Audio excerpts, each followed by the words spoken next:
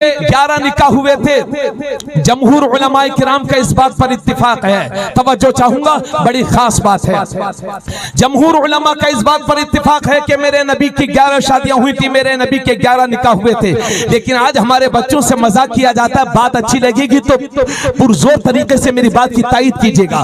आज हमारे बच्चों से मजाक किया जाता है, कह रहे भाई अब्दुल तेरे नबी ने तो 11 शादियां की थी, तेरे नबी ने किए तो 11 बीवियां थी, और अब्दुल रहमान तेरे नबी ने तो 11 निकाह किए थे। ये कह करके हमारे बच्चों को चिढ़ाया जाता है। और हमारे बच्चे चूंकि उलमा के सोबत याफ्ता होते नहीं, वो शर्मिंदगी से मुंह छुपा करके अपने घर चले आते हैं। मेरी कौम के जियालो, जब तक खादिमाने अहले सुन्नत जिंदा है तुम्हें मायूस होने की जरूरत नहीं है। जब तक हम नबी के गुलाम जिंदा हैं तुम्हें मायूस होने की जरूरत नहीं है। अगर कोई तुमसे चिढ़ाने के लिए तुमसे कहे कह रहे भाई अब्दुल रहमान तेरे नबी ने तो 11 शादियां की हैं, तो पलट के आप भी कहना कि हाँ भाई शादियां ही तो की हैं, माज़अल्लाह जिना करके जेल थोड़ी गए थे, माज़अल्लाह जिना करके जेल थोड़ी गए थे। और दुनिया को यह भी बता दो कि मेरे नबी ने जो 11 शादियां की थी, 11 निकाह किए थे, मेरे नबी की उन 11 बीवियों में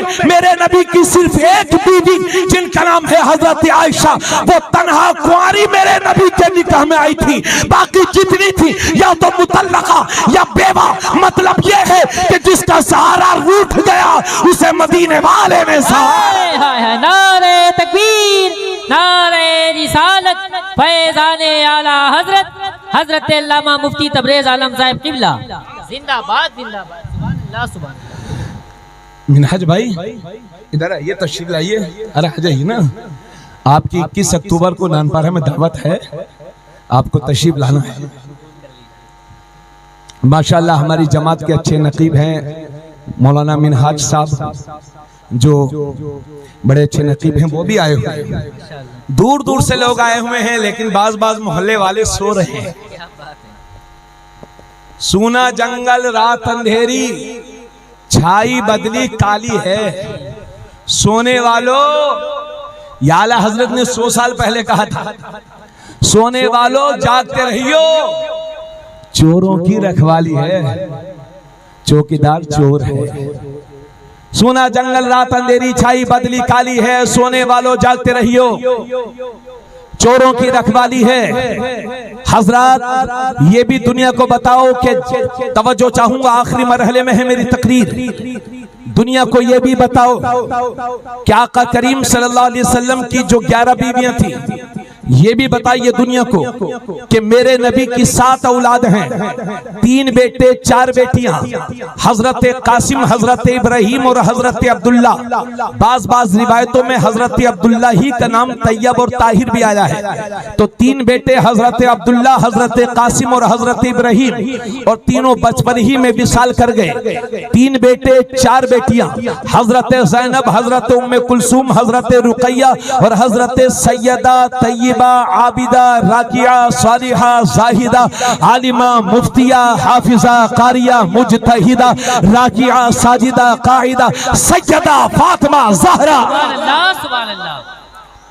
4 बेटियां 3 बेटे, कुल मिलाकर 7 औलाद। इन 7 औलाद में से मेरे नबी के सिर्फ एक बेटे हजरत इब्राहिम, ये मेरे नबी की बांदी हजरत मारिया किब्तिया के पेट से थे। और मारिया किब्तिया मेरे नबी की बीवी नहीं बल्कि बांदी थी। और उस दौर में गुलामी और बांदी का सिस्टम दुनिया में चलता था, और बांदी से बगैर निकाह के सोहबत करना जायज होती थी, और बांदी की औलाद उसके मालिक की औलाद कहलाती थी। तो आका करीम सल्लल्लाहु अलैहि वसल्लम के एक बेटे हजरत इब्राहिम मेरे नबी की बांदी हजरत मारिया किब्तिया के पेट से हैं।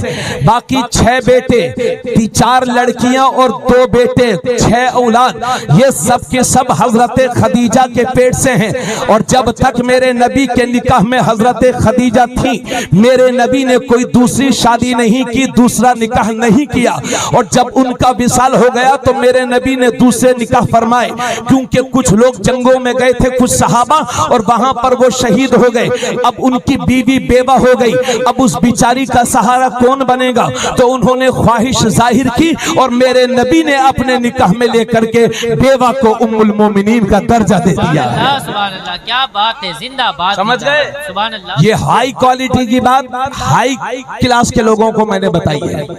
इससे भी ज्यादा हाई क्वालिटी की एक बात और है, वो इंशाल्लाह फिर कभी आएंगे तो दोबारा बताएंगे, क्योंकि मुझे कुछ दूसरी बात करनी है।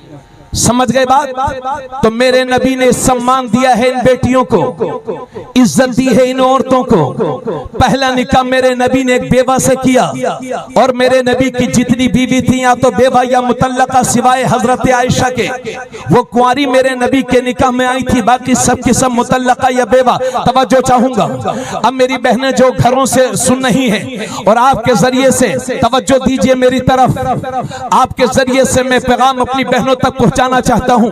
अगर याद आ सके तो दस्तरखान पर बैठ करके मेरी माओं को, मेरी बहनों को जाकर के बता देना, कौम की नन्ही मुन्नी छोटी छोटी बेटियों को बता देना। हजरत गिरामी, तो मैं ये अर्ज करना चाह रहा था कि बेटियों की इज्जत में अगर किसी ने 4 चांद लगाए हैं तो उस शख्सियत का नाम है मोहम्मदुर रसूलुल्लाह।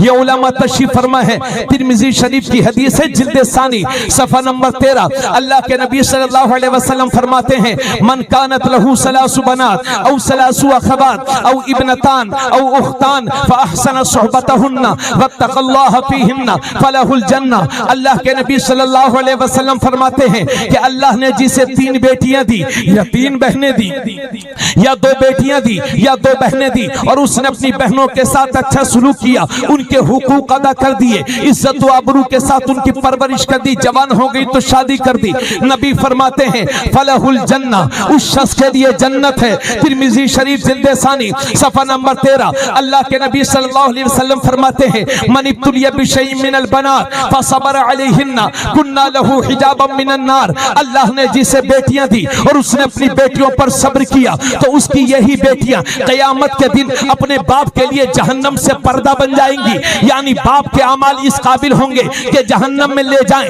लेकिन ये हमारी बेटियां हमें जहन्नम में जाने से बचा लेंगी, ये हमारी बहनें हमें जहन्नम में जाने से बचा लेंगी। अल्लाह के नबी सल्लल्लाहु अलैहि वसल्लम ने एक बार दाहिना हाथ उठाया और दाहिने हाथ की ये 2 उंगलियां उठाई, और मेरे नबी ने फरमाया, मन आला जारियतैन, जिसने 2 बेटियों की परवरिश की, तो वो और मैं इन 2 उंगलियों की तरह जन्नत में करीब करीब होंगे। सुभान अल्लाह, सुभान अल्लाह। अल्लाह के नबी फरमाते हैं, जब भी कोई चीज खाने पीने की लाया करो तो पहले अपने बेटों को न दिया करो, अपनी बेटियों को दिया करो। यह है सम्मान मदीने वाले का, यह है इज्जत मदीने वाले की, जो उन्होंने औरतों को फराहम की है, जो लेडीज को फराहम की है, जो हमारी माँ बहनों को फराहम की है। और तकरीबन 1 साल पहले मैंने किसी अखबार में पढ़ा था कि भारत का सुप्रीम कोर्ट ये कहता है कि बाप की जायदाद में जिस तरह से उसके बेटों का हक है, इसी तरह से उसकी बेटियों का भी हक है। कुर्बान हो जाओ अपने नबी पर कि भारत का सुप्रीम कोर्ट जो बात आज कह रहा है,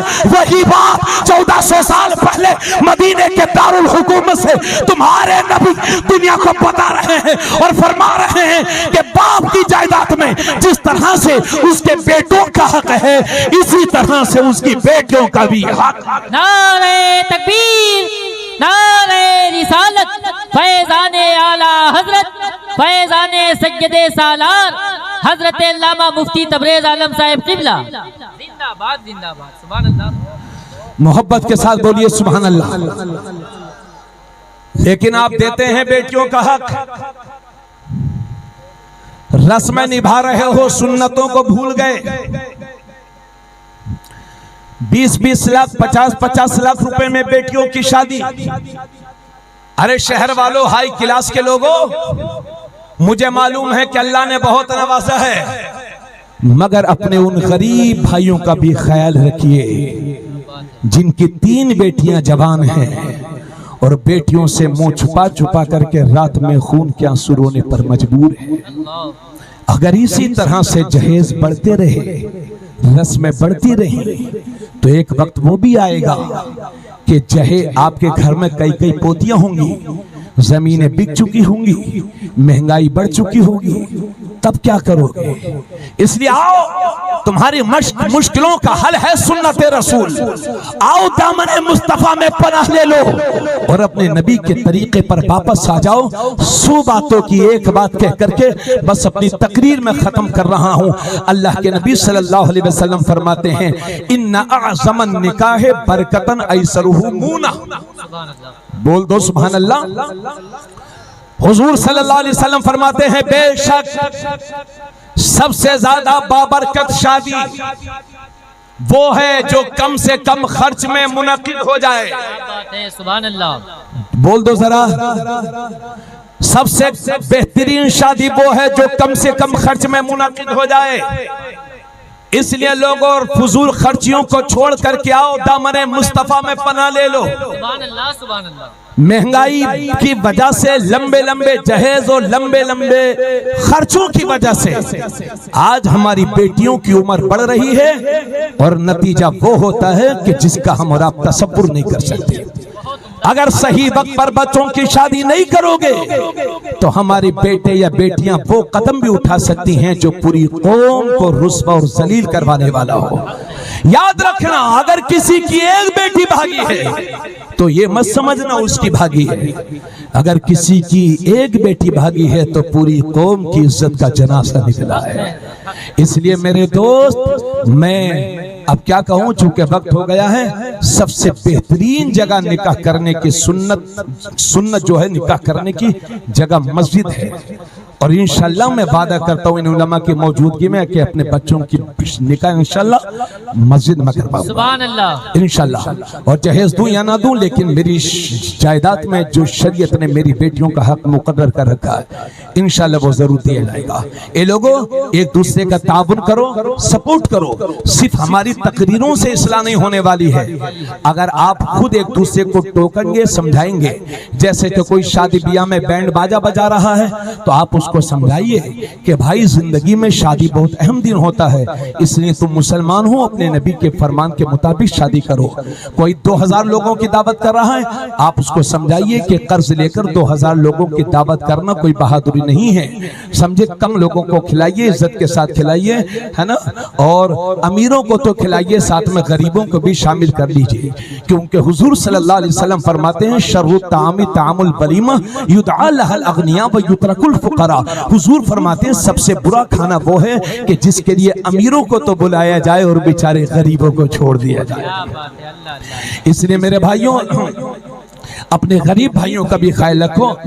इधर देखिए, मेरी बात सुन लीजिए, मैं बस तकरीर खत्म कर रहा हूँ। ये हमारे शहरों में हमारी कई बेटियां, एक नहीं दर्जनों हमारी बेटियां आए दिन अखबार में खबरें आती रहती हैं, सही वक्त पर उनकी शादी नहीं हुई तो वो कदम उठाती हैं कि इज्जत तो जाती है, ईमान भी जाता है।